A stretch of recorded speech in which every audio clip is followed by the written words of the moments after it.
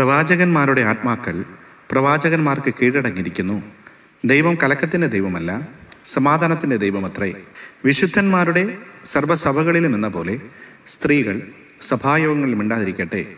ന്യായപ്രമാണവും പറയുന്നത് പോലെ കീഴടങ്ങിയിരിപ്പാനല്ലാതെ സംസാരിപ്പാൻ അവർക്ക് അനുവാദമില്ല. അവർ വല്ലതും പഠിപ്പാൻ ഇച്ഛിക്കുന്നുവെങ്കിൽ വീട്ടിൽ വെച്ച് ഭർത്താക്കന്മാരോട് ചോദിച്ചു കൊള്ളട്ടെ.